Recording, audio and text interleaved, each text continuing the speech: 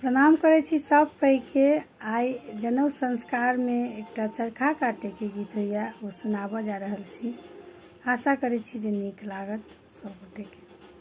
सुनल जाओ। चरखा बोले रामे राम,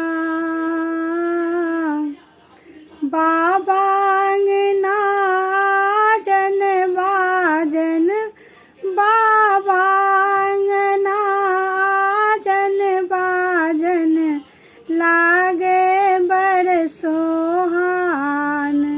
चरखा बोले रामे राम, चरखा काटे बैसली दीदी, भैया से मांगती इनाम।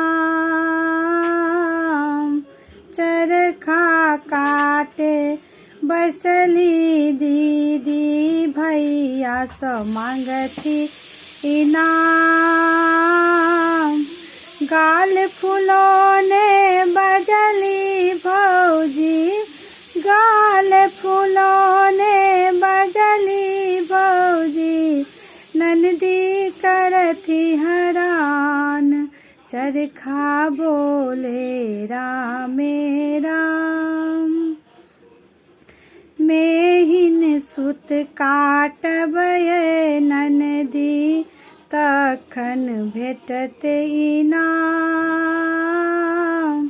मेहिन सुत काटब ये ननदी, तखन भेटत इनाम। ओही सूत के बनत जनेउआ, ओही सूत के बनत जनेउआ, शोभत बरुआ कान।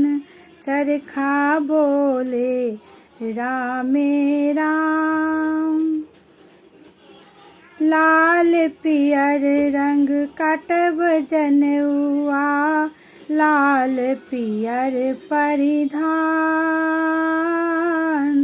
लाल पियर रंग काटब जनेउआ, लाल पियर परिधान।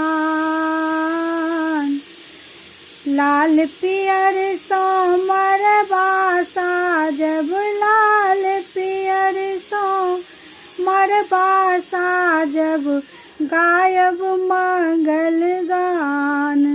चरखा बोले रामे राम, बाबा अंगना आजन बाजन, बाबा अंगना आजन बाजन, लागई बड़ सोहान।